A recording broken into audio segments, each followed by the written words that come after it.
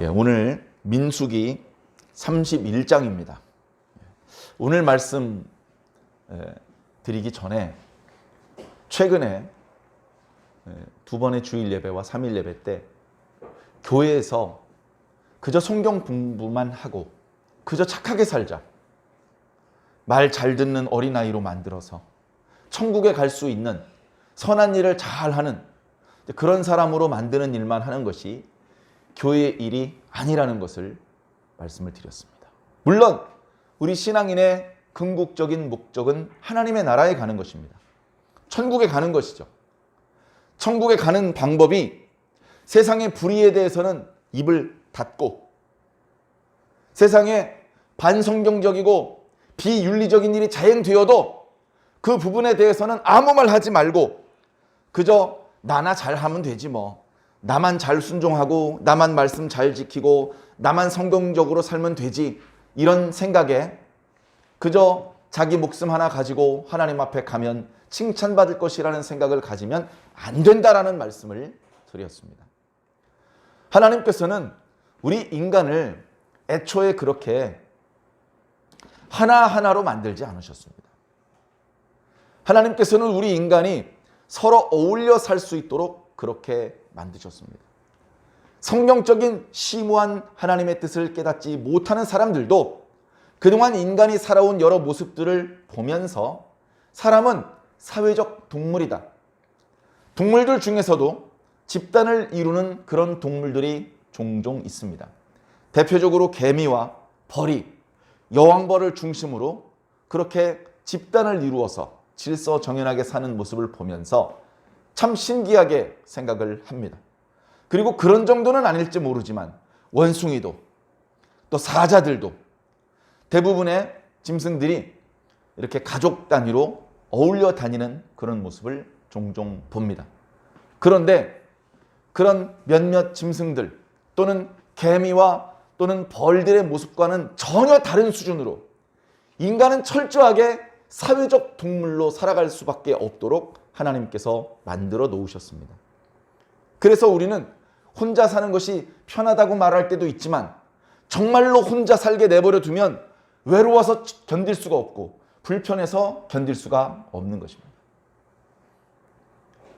도시에서 살다가 도시가 복잡해서 시골로 가면 잠깐은 좋은 것 같지만 시골에서 살면서도 수시로 도시에 나가야 되고 읍내에 나가야 되고 사람들이 바글거리는데 가끔씩 나가주기를 사람들 마음속 깊은 곳에서 바라고 있습니다.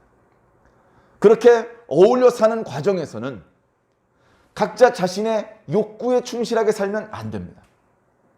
욕구에 충실하게 사는 것은 짐승인데 조금 전에 말씀드렸던 것처럼 사회성을 이루는 짐승들은 자기 욕구의 대로 그렇게 살지만은 않습니다. 예를 들면 꿀벌이 꿀을 따가져 오면 꿀을 저장합니다. 꿀을 먹고 싶다고 아무 때나 가서 꿀을 벌컥벌컥 먹고 절대 그렇게 못합니다. 사냥감을 사냥을 해도 그 무리에서 대장이 먼저 와서 사냥감을 먹습니다. 그리고 남겨주면 그 다음 대장이 먹고 그 다음 순서대로 질서정연하게 먹습니다. 동양에 장유 유서의 풍습이 있어서 서양 사람들보다 훨씬 신사적이고 훨씬 예의 범절이 있고 짐승만 못합니다. 짐승은 그 위계를 위반하는 순간 물어뜯겨 죽어야 하기 때문에 인간이 그런 위계 질서를 지키는 것보다도 더 철저하게 위계 질서를 지키는 것을 보게 됩니다.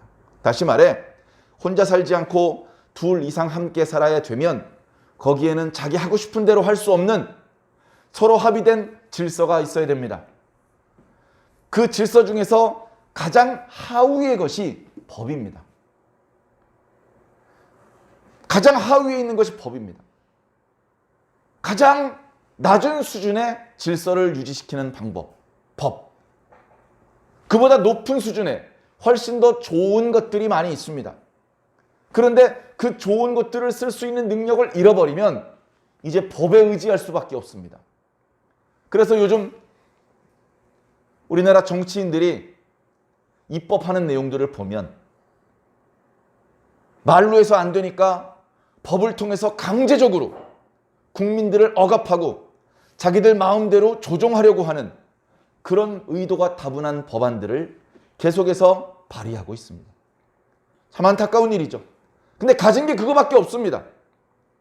백성들에게 권위를 가지고 그렇게 하시면 안 됩니다, 이렇게 말할 권위가 없습니다. 백성들에게 존경과 사랑을 받아서 저희가 하는 대로 하시면 됩니다 라고 말할 수도 없습니다. 모범을 보이지도 못하고 인기를 얻지도 못하고 권위도 없고 아무것도 가진 게 없으니까 법이라는 것을 만들어서 강제적으로 국민들을 억압하고 조종하려고 하는 것이죠. 참 비겁한 사람들이 하는 방법입니다. 법이 가장 낮은 단계인데 그보다 높은 단계에 많은 것들이 있죠. 대표적으로 도덕입니다. 도덕은 굳이 법처럼 한 문장 한 문장 써내려갈 필요가 없습니다. 이미 사람의 양심에 모든 내용이 다 새겨져 있습니다. 어찌 보면 법도 그 사람의 도덕심, 양심을 문장으로 옮겨 놓았을 뿐입니다. 우리 신앙인을 예로 들어 설명드려 볼까요? 우리 신앙인들에게는 어떤 도덕이 필요합니까? 어떤 윤리가 필요합니까? 우리 신앙인들에게 하나님께서 바라시는 게 있다면 하나님을 사랑하라, 그리고 내 이웃을 사랑하라는 것입니다. 그리고 우리가 잘 아는 십계명과 그것이 확장된 613가지 율법들은 하나님을 사랑하는 것과 사람들을, 이웃들을 사랑하는 방법들을 조금 더 자세하게 설명해 놓은 것뿐입니다. 그런데 문제가 뭐죠? 도덕심이 없어졌어요. 윤리가 사라졌습니다. 양심의 화인을 맞아버렸습니다. 그러고 나니까 남는 게 율법 조항밖에 없어요. 왜 안식일에 병을 고쳐? 일을 할 수 있는 날이 6일이나 있잖아. 그 6일 동안 일하면 되지. 왜 안식일 날 일을 하냔 말이야. 병 고치는 것도 일이기 때문에. 안식일 날 예수님께서 병을 고쳤을 때 예수님을 존경하던 어떤 회장당이 갑자기 안색을 바꾸고 예수님께 대하여 아주 드러내놓고 불만을 표시했던 그런 일화를 누가복음에서 우리는 찾아볼 수 있습니다. 정신을 잊어버리면 법밖에 남지 않는 것이죠. 법으로 지배되는 세상은 별로 아름답지 않습니다. 행복하지도 않습니다. 편안하지도 않습니다. 그 법은 공평하게 적용되지도 않습니다. 인간이 법을 만든 이후로 그 법이 모든 사람에게 공평하게 적용된 적이 단 하루도 없습니다. 그걸 우리가 다 알고 있습니다. 법을 만들면 그 법은 힘없는 서민들을 향해서만 적용된다는 것을 알고 있습니다. 과거에 힘없는 서민들에게만 법을 적용하는 것에 대해서 불만을 품었습니다. 왜 귀족들은 법을 적용시키지 않습니까? 왜 귀족들의 자제는 군대에 가지 않습니까? 왜 양반들은 세금을 내지 않습니까? 불만이 너무나 많죠. 세금 내는 게 너무 버거운 나머지 불법적으로 돈을 주고 족보를 사서 양반이 됩니다. 우리가 잘 아는 것처럼 조선 후기 조선의 사회 질서가 무너졌을 때 헌정 철종 때는 전 국민의 90%가 양반이었습니다. 그러면 나머지 10%가 모든 국민들을 먹여 살릴 세금을 내야 되는데 누가 세금을 냅니까? 감당할 수 없으니까 정들었던 고향을 버리고 산속으로 들어갑니다. 산적이 되고 그리고 토굴 같은 데 숨어서 사는, 정상적으로 시장에 나와서 물건을 팔고 살지 못하고 산속에 숨어서 매우 비참하게 삽니다. 그래도 그것이 양반들 손에 걸려서 이리저리 세금을 쥐어뜯기는 것보다는 행복하다고 판단했기 때문에 그렇습니다. 거의 조선의 전 국민이 대대로 살고 있던 그 땅을 버리고 이리저리 방랑하는 그런 신세가 되었다면 그 법은 무용지물입니다.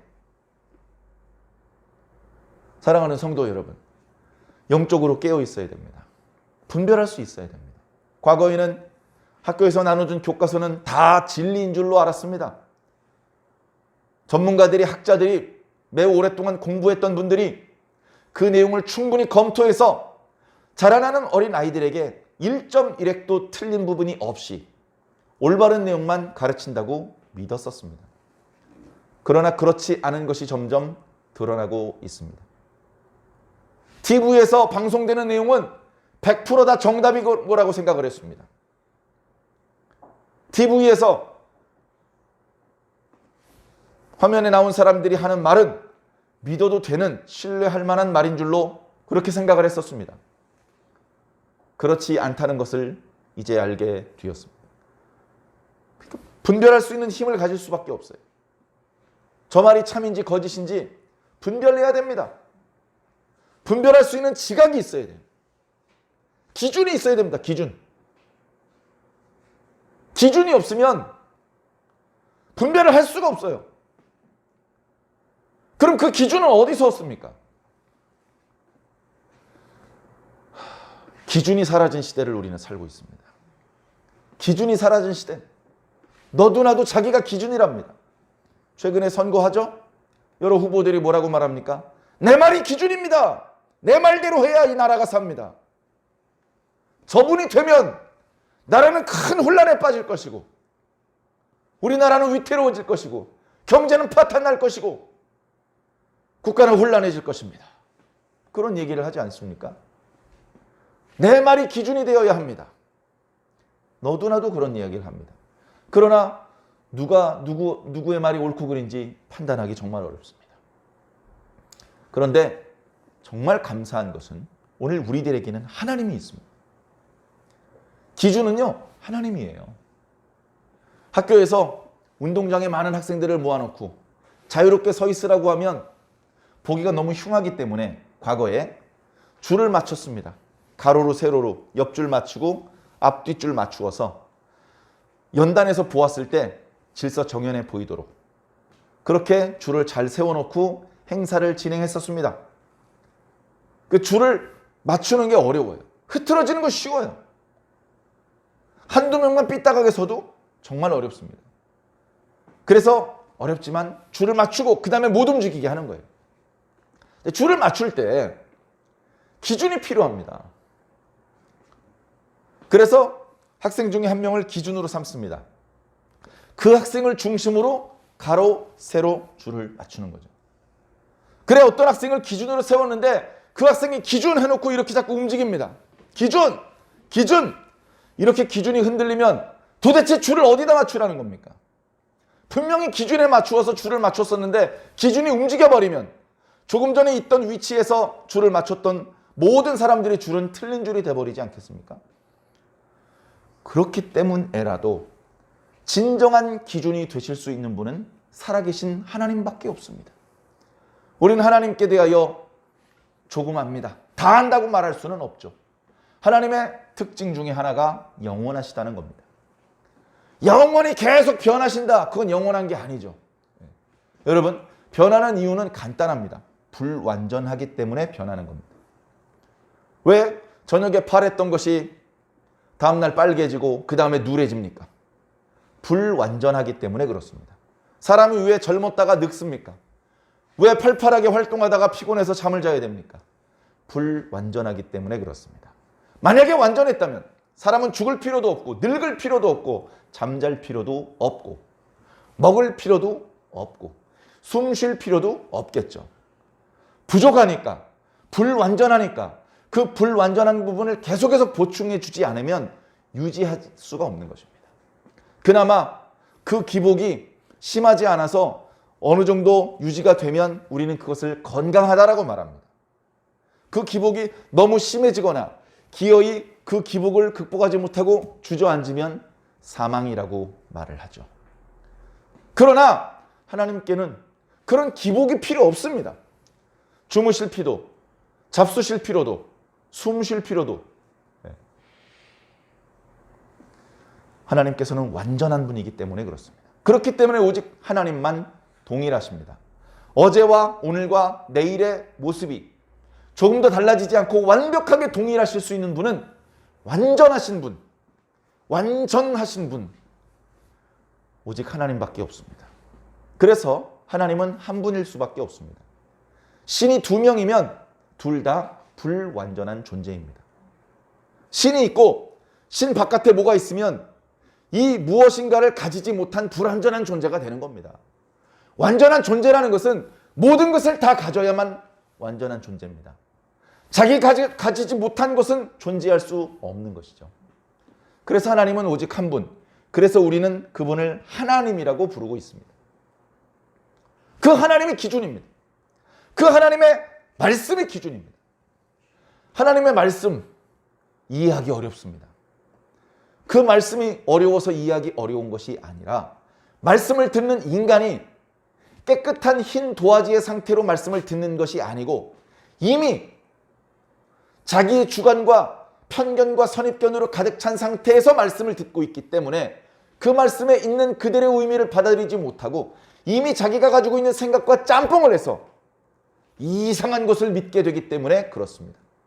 그래서 주님께서는 말씀을 들을 때 어린아이와 같은 마음으로 들을 것을 그렇게 권하셨던 것입니다. 하나님의 말씀, 예수님의 말씀, 거기에 아무것도 첨가된 것이 없는 순수한 하나님의 말씀, 그 말씀이 유일한 기준입니다. 하나님의 말씀은 겉으로 표현된 모양이 중요하지 않습니다. 그 표현된 모양 안에 담겨져 있는 내용이 중요한 것이죠. 그 내용, 다시 말해서 말씀의 정신을 이해하는 것이 중요합니다. 그것을 이해하면 구약의 율법 613가지를 달달달 암기하지 못했더라 하더라도 하나님의 말씀의 정신에 입각해서 나머지 율법들도 쉽게 이해할 수 있고 율법에 명시되어 있지 않은 우리가 일상생활을 살면서 보고 듣게 되는 모든 현상들에 대하여 하나님의 관점으로 보고 판단할 수 있게 됩니다. 바로 그 분별력이 없으면 책을 읽으면서 교과서를 보면서 TV를 보면서 무비판적으로 물들 수밖에 없는 것입니다. 분별력이 없는 것은 깨어있는 것이 아닙니다. 잠들어 있는 것이죠.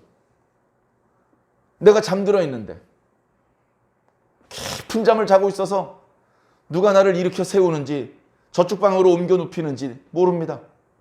강제로 내가 잠들어 있는 상태에서 이렇게 눈을 감고 있는데 누가 나를 번쩍 들어서 의자에다 앉혀놓고 강제로 입을 벌려서 입에다 뭘 집어넣으면 할 수 없이 먹어야 됩니다. 분별력이 없는 사람이 책을 보고 TV를 볼 때 잠자면서 누가 또 먹이는 건지도 모르고 먹는 그런 위험한 상태와 마찬가지가 되는 것이죠. 그래 분별력이 없을 바에는 차라리 아무것도 읽지도 보지도 않는 것이 해로움을 피할 수 있는 방법이 될 수도 있습니다. 그러니까 무인도로 들어가자, 눈과 귀를 막자, 이 말씀을 드리려는 것은 아닙니다. 분별력을 가지자. 먼저 하나님, 예수님, 성령님을 만나고 그분의 말씀을 듣고 참된 기준, 변하지 않고 움직이지 않는 완전한 기준, 그것을 먼저 소유하자. 그 기준으로 모든 듣게 되는 이야기, 보게 되는 장면들을 말씀의 관점에서 해석할 수 있을 때 우리는 속지 않을 수 있고 우리는 이렇게 낚여서 가면 안 되는 곳으로 가는 실수를 범하지 않을 수 있게 되는 것입니다. 사랑하는 성도 여러분, 깨어있기를 부탁드립니다. 그래서 말씀을 일주일에 한 번 교회 가서 말씀을 듣는 것 가지고는 분별력을 확보하기가 너무나 어렵습니다. 돈 드는 거 아니니까 여러분들 매일 성경을 읽으시기를 부탁드립니다. 매일 성경을 읽고 매일 기도하시기를 부탁드립니다. 그렇게 할 때 우리가 할 수 있는 최선의 노력을 다할 때 우리가 할 수 없는 부분을 주님께서 채워주시는 것입니다. 우리는 아무것도 안 하고 뒷짐지고 있는데 주님 다 해줘! 이렇게 하는 성도들의 모습은 결코 주님을 기쁘시게 해드릴 수 없습니다. 우리가 할 수 있는 최선의 노력을 하고 주님 하느라고 하는데 아버지 잘 안 됩니다. 주여 도와주시옵소서. 하느라고 하는 너무나 부족합니다. 주님 채워주시옵소서. 그렇게 간절히 기도할 때 주님께서 귀찮은데 마지못해서 채워주시는 것이 아니고 채워주고 싶으셔서 준비하고 계시다가 넘치도록 채워주시는 겁니다. 그렇게 넘치도록 받은 하나님의 지혜와 능력이 있어야 이 세상에 악한 세력들, 거짓과 어둠의 세력들에게 속지 않고 하나님 백성으로서의 순결을 유지한 채 천국 백성으로서 살아갈 수 있는 것입니다. 산다고 다 사는 게 아닙니다. 다 숨쉬고 다 밥 먹고 그게 다 사는 게 아니에요. 사자로 말하면 지금도 사바나 기후에 인적이 드문 곳에서 와 하면서 진정한 사자로 사는 그런 사자도 있고, 전주 동물원에 갇혀가지고 그 좁은 울타리에서 사람들의 구경거리가 되면 그런 모습으로 사는 사자도 있는 것입니다. 산다고 다 똑같이 사는 게 아니죠.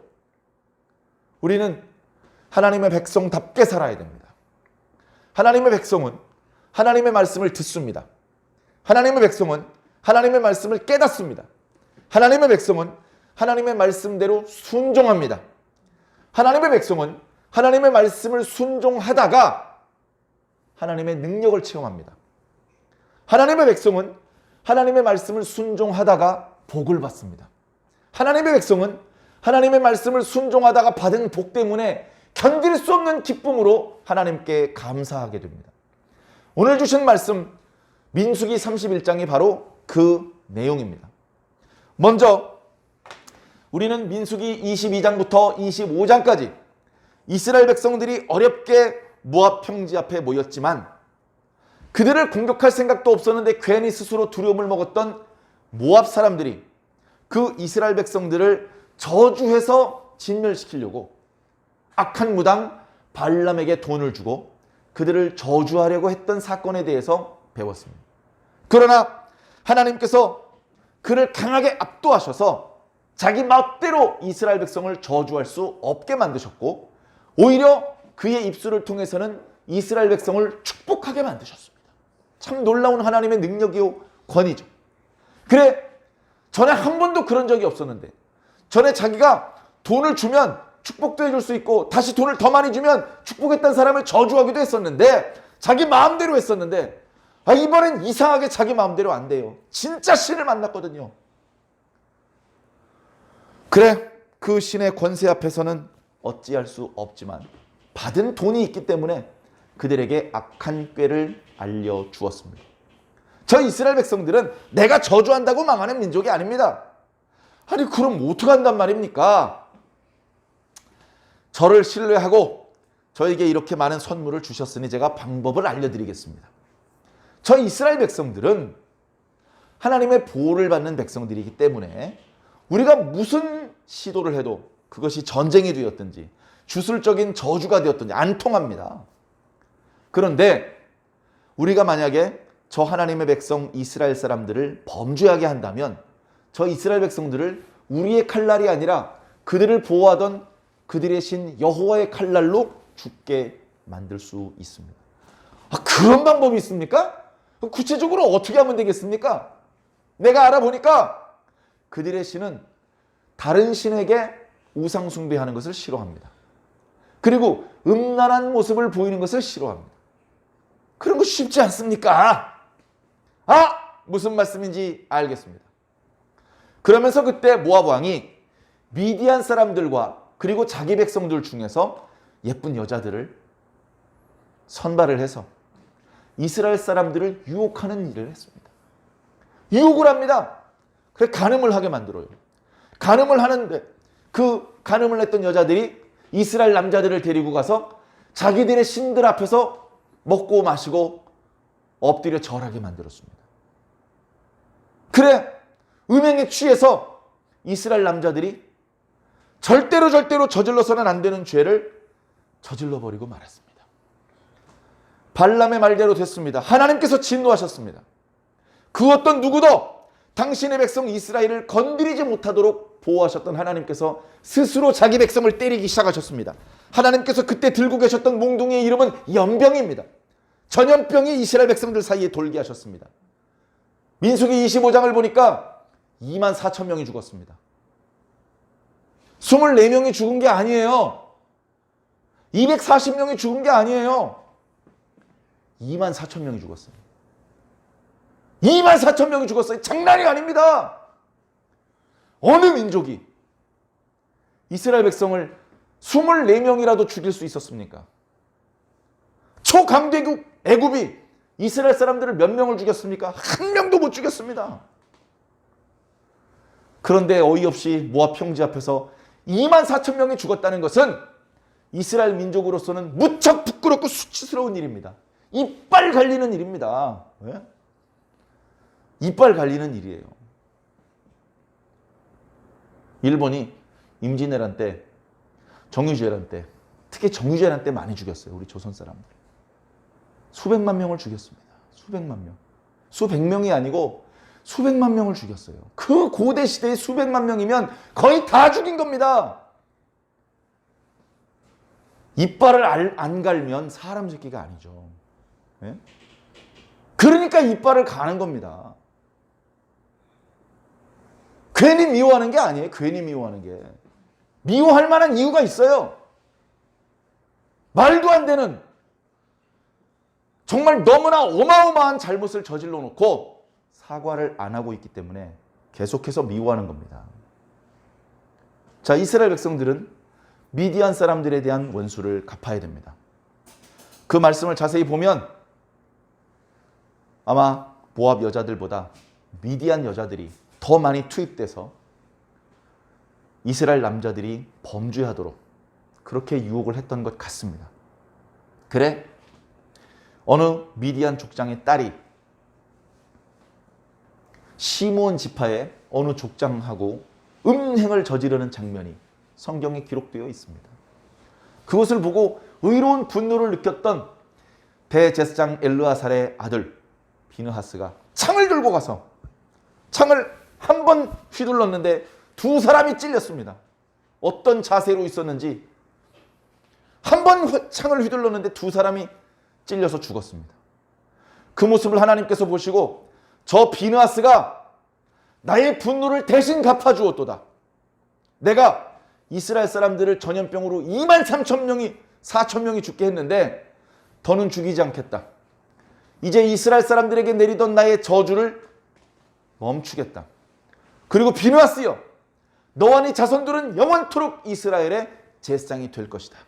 약속을 해주셨죠. 그리고 그때 분명히 말씀하셨습니다. 반드시 미디안에게 원수를 갚으라. 미디안에게 원수를 갚아라. 여러분, 원수는 결국 갚게 됩니다. 원수는 결국 갚게 됩니다. 다윗이 죽기 전에 솔로몬을 후계자로 세우고 솔로몬에게 절대 용서하면 안 되는 사람들에 대해서 이야기해 주었습니다. 그 사람들을 솔로몬이 이제 다윗 왕이 죽고 자기가 어린 나이에 왕이 돼서 아버지께서 말씀하셨던 사람들을 제거할 수 있는 힘이 없어요. 그렇게 할 수 있는 힘이 없어요. 아니, 아버지가 원수를 갚으라 그랬는데, 반드시 죽이라 그랬는데 왜 살려도 불순종하는 거예요 지금? 그게 아닙니다. 아버지의 명을 시행할 수 있는 날을 기다리는 거예요. 아버지의 명을 시행할 수 있는 기회를 기다리는 거예요. 힘을 기르면서. 그래서 기회가 드디어 찾아왔습니다. 다윗이 군대장관 요압의 도움을 많이 받았었지만 그 요압이 시시때때로 다윗의 권위를 무시했고 심지어 다윗의 아들 솔로몬의 편이 아닌 다른 편에 서서 이스라엘 전체를 좌지우지하려고 했습니다. 그리고 그가 다윗의 명을 어기고 죽이지 말라고 했던, 물론 적 사울 왕의 수하에 있었던 장수였지만 의로운 사람들이었는데 무참히 죽여버렸어요. 다윗도 아직 때가 아니기 때문에 요압을 벌할 수가 없었습니다. 그러나 절대 저 요압이라는 사람이 부귀 영화를 누리다가 장수하다가 행복하게 죽도록 내버려 두어서는 안 된다. 반드시 그의 죄에 대하여서 엄벌을 내려야 된다. 아들 솔로몬에게 유언을 내렸고 솔로몬이 그 말을 잊지 않았어요. 결국 요압은 계속해서 어리석은 짓을 하려고 하다가 솔로몬에게 발각되었고 결국 편안하지 못하게 아주 무참하게 죽임을 당할 수밖에 없었습니다. 지금 미디안에 대해서 원수를 갚으라고 하나님께서 말씀하셨지만 그때는 그렇게 할 수 없었습니다. 미디안에 대한 원수를 갚으라는 하나님의 명령, 그리고 그들에 대한 적개심, 이런 것들을 밑에 담고 있은 채 다른 일을 해야 했어요. 26장에 보면 제2차 인구조사를 해야 했고요. 그리고 27장, 8장, 9장 새롭게 주시는 하나님의 계명에 대해서 귀담아 들어야 했습니다.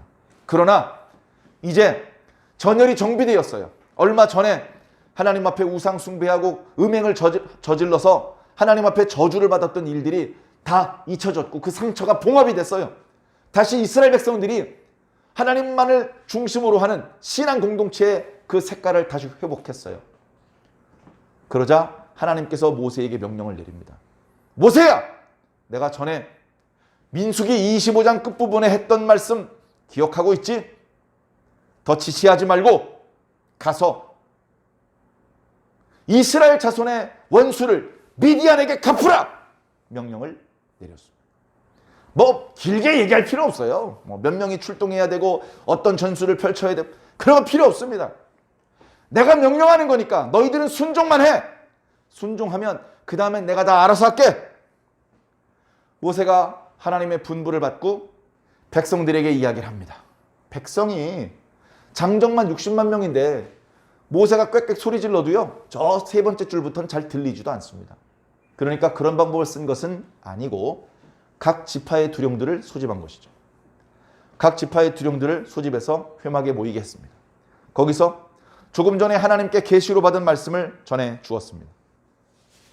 하나님께서 말씀하시기를 이스라엘 자손의 원수를 미디안에게 갚으라고 하셨습니다. 그 말을 듣자 이스라엘 두령들이 혈압이 오르기 시작했습니다. 미디안! 안 그래도 그들에게 우리의 원수를 갚으려고 했는데 지난번에 그들의 속임에 꿰어서 우리 지파에서도 수천 명이 죽었는데 도저히 그들은 그냥 두고 갈 수 없어. 반드시 원수를 갚아야지. 저희 지파가 선봉에 서겠어. 막 그러고 있을 때 모세가 진정을 시키면서 어떻게 싸움을 해야 될지 작전을 일러줍니다. 여러분, 여러 명 갈 것 없습니다. 제가 말씀드리는 대로 해주시면 되겠습니다. 각 지파에서 1000명씩 정예의 병사들을 선발해 주십시오. 그래서 모두 12,000명이 미디안을 공격하러 갈 것입니다. 12,000명. 그래서 12,000명을 무장시키고 모였습니다. 그리고 그들 앞에서 뭐 장수처럼 진두지휘를 한 것은 아니지만 그 군대의 영적인 지도자 격으로 얼마 전에 창을 휘둘러서 하나님의 분노를 삭혀드렸던 비느하스가 성소의 기물을 가지고 그들과 함께 전장터에 나가도록 했습니다. 전장터에 나갔습니다. 뒤에 나오는 이야기지만 모든 미디안의 남자들을 다 죽였습니다. 그 과정에서 이스라엘 남자는 한 명도 안 죽었습니다. 이런 건 전쟁이라고 하지 않고 학살이라고 합니다. 하나님께서 일방적인 승리를 주신 것이죠. 왜? 지난번에 그 미디안 족속들 때문에 이스라엘 사람들이 24,000명이나 죽은 일이 있었기 때문에 이제 그 빚을 갚아주는 것입니다. 그러나 받은 만큼 갚아주는 것이 아니고 이 지면에서 미디안의 이름을 완전히 지워버리기를 원하는 그런 하나님의 진노를 표현하는 전투였던 것입니다. 하나님의 말씀에 순종했던 이스라엘 백성들은 하나님의 능력을 체험합니다. 전투를 하는데 이스라엘 군대는 한 명도 죽거나 다치지 않고 미디안의 남자는 다 죽였습니다. 다 죽이고 남은 게 누구냐? 미디안 꼬맹이 남자들. 그 다음에 미디안의 여자들. 여자를 죽이는 건 좀 그렇죠. 여자는 전투를 할 의지가 없거든요. 그리고 그들이 가지고 있던 모든 재물들, 모든 가축들 이런 것들을 전부 다 끌고 다시 이스라엘 진영으로 돌아옵니다. 이스라엘 진영 안으로 들어오기 전에 이스라엘 진영 안에 있던 모세와 엘르아살 대제사장과 각 지파의 두령들이 진영 바깥에까지 나와서 승전을 하고 돌아온 이스라엘 군대를 영접합니다. 영접하고 뭐 하겠어요? 정말 수고 많으셨습니다 하면서 복을 베풀어주고 전리품을 어떻게 나눌지에 대한 이야기를 해주어야 되는데, 이렇게 보더니 모세가 갑자기 화를 냅니다. 모세가 화를 낼 때 어떻게 하겠습니까? 모세의 말씀을 들어야죠. 모세의 말씀을 들어야죠. 모세가 뭐라고 말하니? 여자들을 다 살린 겁니까? 아니, 바로 이 여자들 때문에 우리 이스라엘 군대에서 24,000명이 죽었는데 이 여자들을 다 살려오면 어떡하자는 얘기입니까? 여기 데리고 온 미디안 사람들 중에서 남자는 아무리 어린아이라도 다 죽이십시오. 여자 중에서 남자를 아는 여자들은 다 죽이십시오. 남자를 알지 못하는 어린 여자들만 살려두십시오. 그래서 그 자리에서 도륙이 벌어졌습니다. 어쩔 수 없어요. 이건 영적인 문제이기 때문에 인간적인 윤리적인 잣대로 이 문제를 바라보면 안 됩니다. 오늘날 우리들이 가지고 있는 그런 사회적인 통념으로 이때의 사건을 판단하려고 그러면 안 되는 것이죠. 모세의 말씀을 듣고 보니까 모세의 말씀이 맞아요. 모세에게는 하나님이 있었어요. 하나님의 말씀이 있었어요. 하나님께서 시시콜콜 이렇게 해라 저렇게 해라는 지시가 없더라도 보여지는 현상을 하나님의 말씀, 하나님의 마음, 하나님의 정신으로 보니까 하나님께서 기뻐하는 일이 아니라는 확신을 가지게 되었습니다. 기준이 있으면 정확하게 판단을 내릴 수 있는 것이죠. 모세가 누가 시켜서 합니까? 모세에게는 하나님이 있습니다. 하나님이라는 기준으로 비추어 보니까 잘못됐어요. 바로 잡는 겁니다. 그것이 없었던 사람들은 모세의 말에 순종해야 됩니다.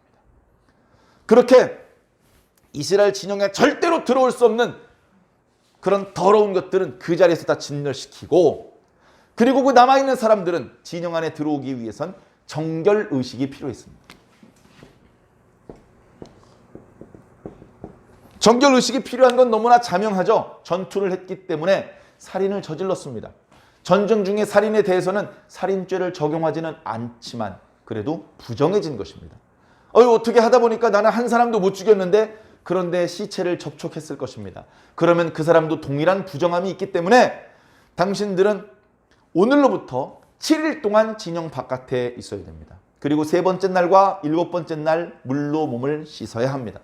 그리고 이번에 데리고 왔던 포로들, 그 사람들도 진영 안으로 들어오려면 똑같이 진영 밖에서 일주일 동안 머물면서 3번째 날과 7번째 날에 몸을 씻어야 됩니다. 그런 다음에 진영 안으로 들어올 수 있습니다. 왜? 이스라엘 진영은 거룩한 곳이잖아요. 거긴 하나님께서 중심에 살고 계신 곳이잖아요.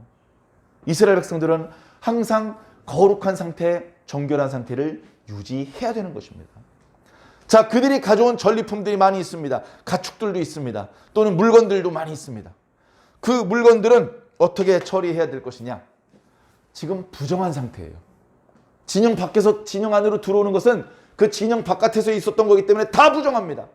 그럼 버릴 거냐? 아니요. 가지고 들어올 겁니다. 어떻게 해서? 정결하게 만들어서. 정결하게 만드는 방법은 간단합니다. 불 또는 물. 불을 지나가게 하라.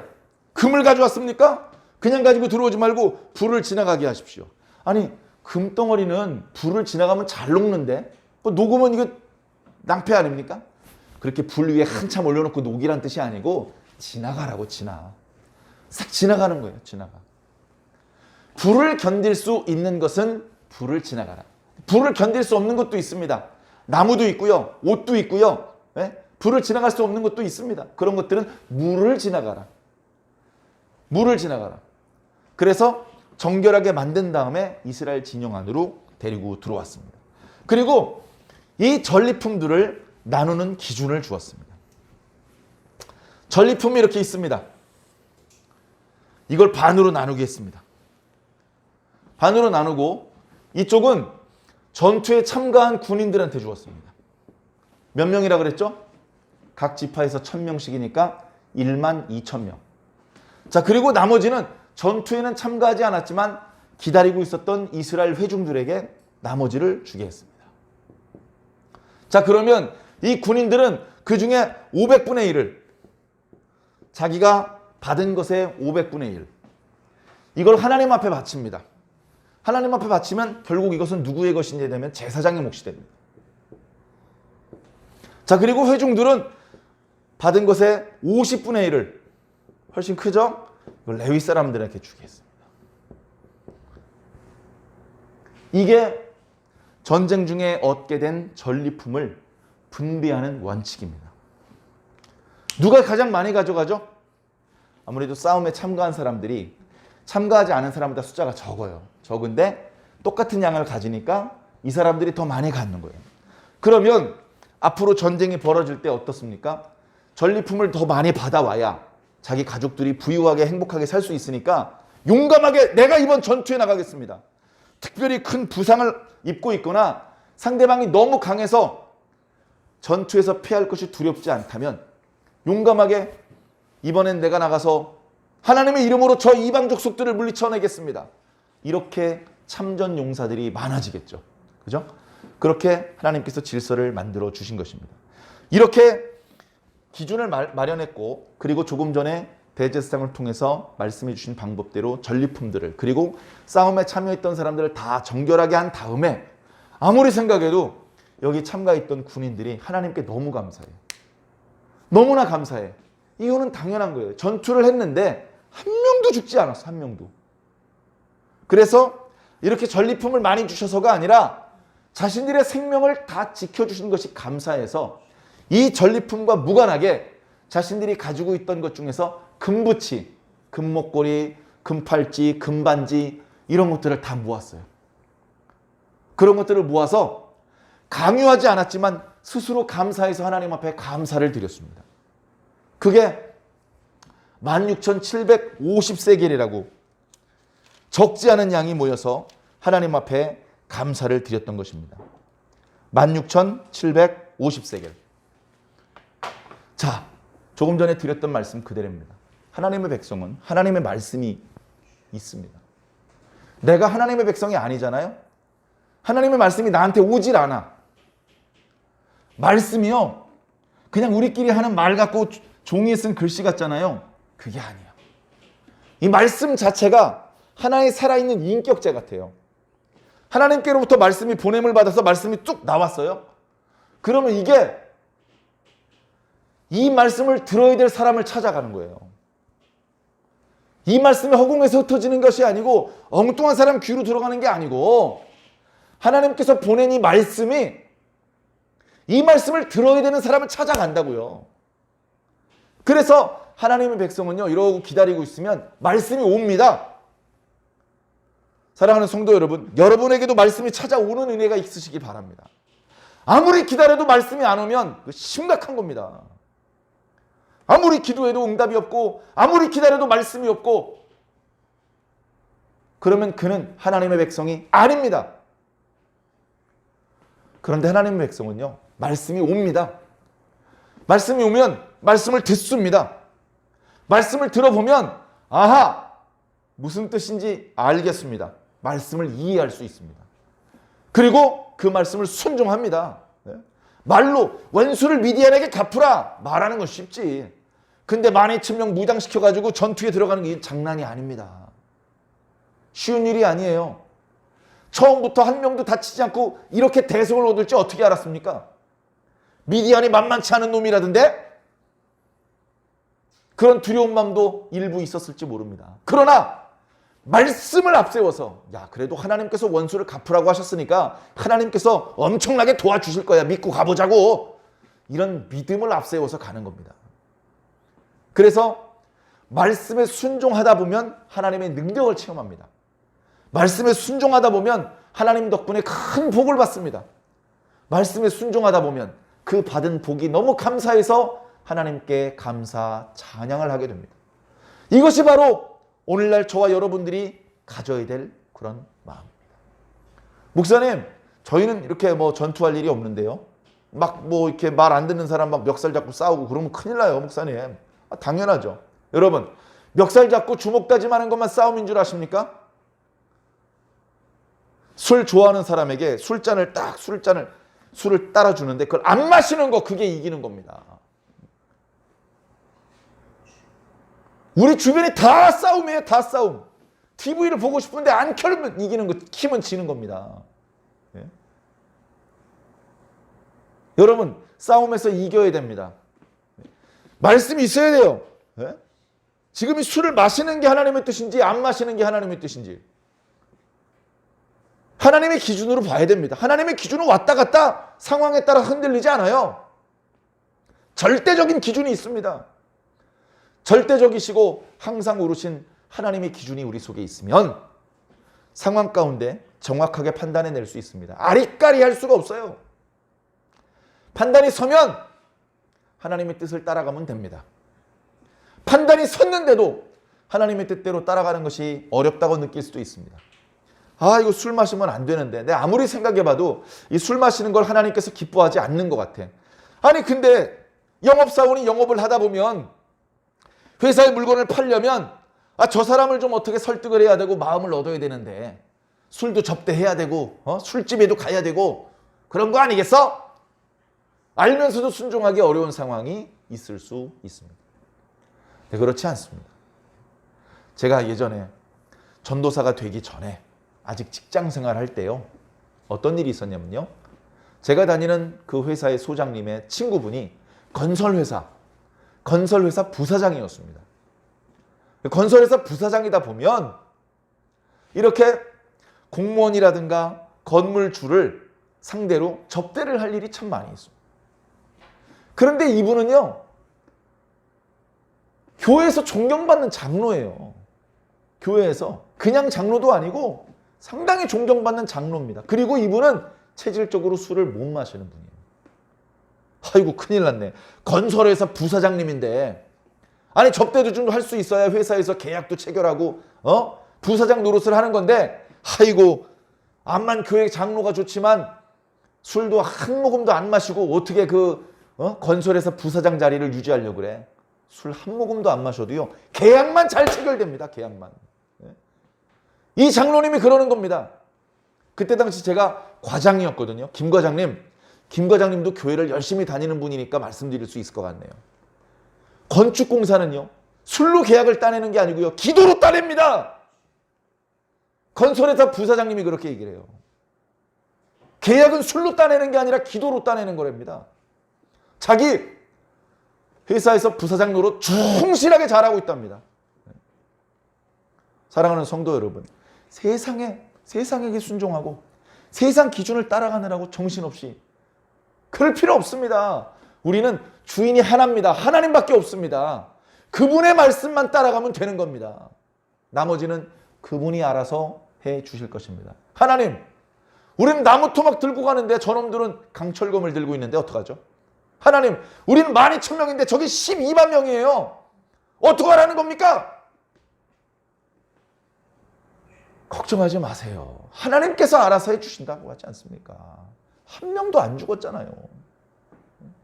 인간적인 계산은 잠시 내려놓으시고 하나님의 뜻을 따라갑니다. 그래! 싸우다 죽어도 좋다. 내가 이번 싸움에서 죽어도 좋다. 내가 죽으면 죽었지 저 세상 질서를 따라가진 않겠다. 멋있게 하나님 말씀 순종하고 죽겠다. 그런 마음을 잡수세요. 나를 위해 죽고자 하는 자는 살 것이다. 예수님 말씀하셨습니다. 사랑하는 성도 여러분, 우리가 하나님의 백성으로서 천국이 아닌 이 세상을 살아가는 게 그렇게 쉬운 것만은 아닙니다. 항상 평안하고 항상 복이 되고 그렇지 않습니다. 고민되는 순간도 많고 갈등을 일으키는 상황도 정말로 많습니다. 그러나 그때마다 세상에게 지지 마시고 세상의 방식에 휩쓸려 떠내려가지 마시고 하나님의 방법을 선택하시기를 바랍니다. 하나님의 기준을 놓치지 않으시기 바랍니다. 하나님의 뜻대로 순종하면 여러분들도 승리할 수 있고 여러분들도 복 받으실 수 있을 것입니다. 이 약한 세상에서 날마다 승리할 수 있는 그런 저와 여러분들이 꼭 되기를 예수님 이름으로 간절히 축원합니다.